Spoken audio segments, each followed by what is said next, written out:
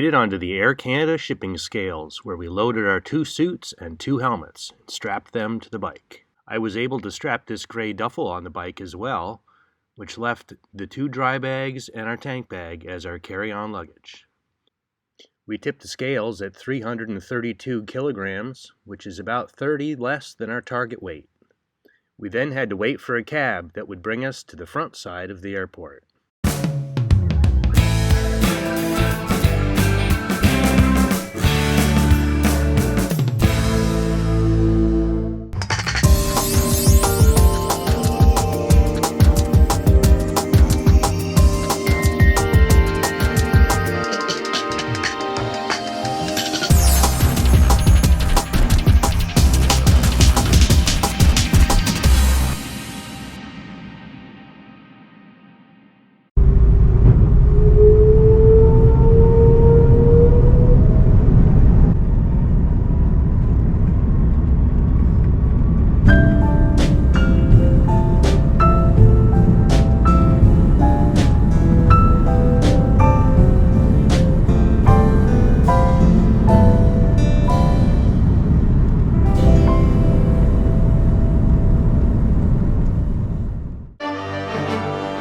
Due to a fully booked flight, heavy with cargo, the Moto Guzzi was never loaded. Due to a lack of storage, it was sent back to Montreal while we flew on to Dublin, Ireland.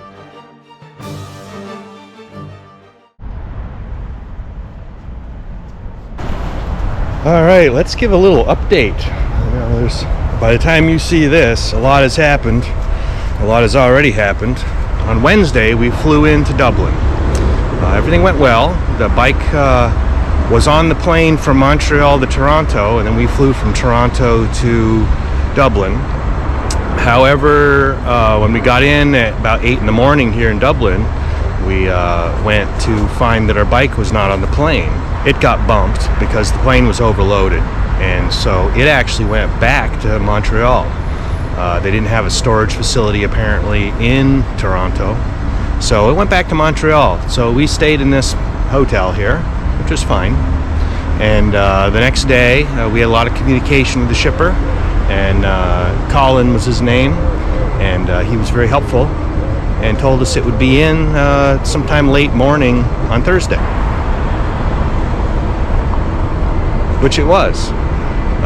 So we walked down and we had to do some paperwork. I had to walk to customs, get a stamp from them, fill out another form for temporary import and that sort of thing, and that was fine. So we came with paperwork and they signed us out and they brought the bike out and we unstrapped it and got loaded, our stuff all situated and loaded back in, and fired the bike up, and it was fine.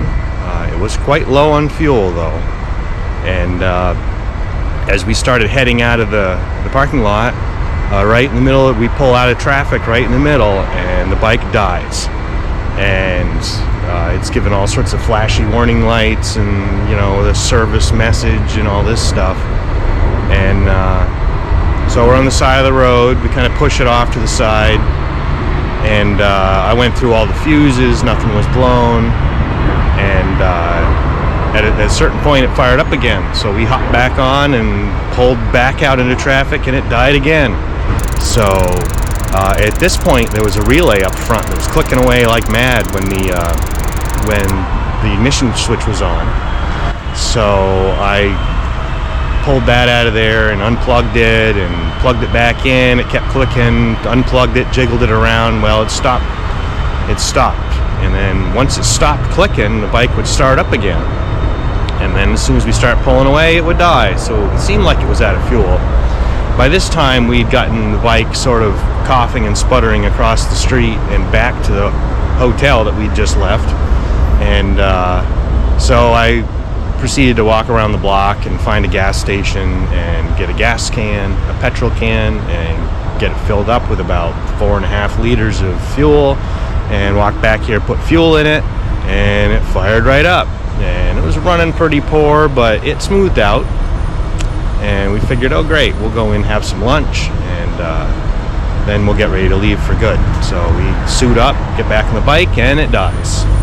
At this point, there's something going on. So I make some calls around and find that there's a Guzzi dealer right nearby, and they recommended a tow guy. This is now Friday afternoon, quite late, and the Guzzi dealer is closing soon, but they're open on Saturday, and they can take a look at it Saturday morning and try to diagnose what's going on. So we called the tow guy, and he's a motorcycle specialist tow guy with a van, and he shuffled his schedule around to get us in there so that he could pick us up. Now, he didn't get here till about 8:30 at night, but that's fine. We wheeled it in there and gave him the key, and off it went. And he said that he would store it overnight and bring it to the shop. So here we are Saturday morning at the hotel, waiting to hear from the shop when they look at it. We got to check out of here at 11, so we'll probably get a cab and load all our stuff in there. We've got our suits and our helmets on top of the other bags we've been carrying through the airport. So we're probably going to wear the suits and carry the helmets and have all our extra bags and all this stuff. So we're going to bring it over to the dealer, and then we'll get the skinny on what's going on. Hopefully it's just a relay, or maybe I burned out the fuel pump, or I don't know what's going on. So we're going to figure that out, and if they do figure it out and need parts or something, we're going to try to leave our gear at the shop for the weekend. Of course, it's a bank holiday, so Monday no one works. Tuesday everyone's coming back from vacation, so Wednesday is the soonest that their Aprilia guy can look at it. So that's kind of the plan. If we can unload some extra luggage, we might hop on a train and go up to Belfast for the weekend. So a little unfortunate, a little frustrating, but we're just trying to roll with it.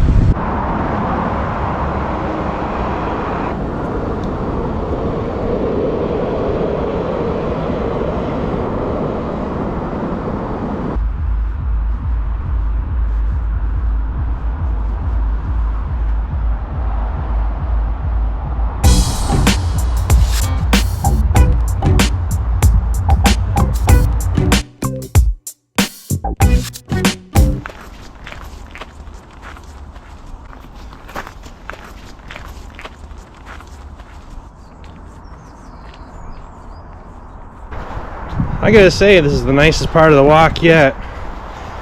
Whew, I think we've been about 2.2 miles walking from the bike shop to the hotel that was recommended. We have passed a couple other ones, but they look pretty high rent, and one of them was having a rave party, so we skipped that one, although we did have lunch there. So we're almost there. It says we got 0.7 of a mile to go. I'm going to wrap this video up with a couple food shots from dinner. It's a holiday weekend, so not much can be done now, so we'll save it for the next episode.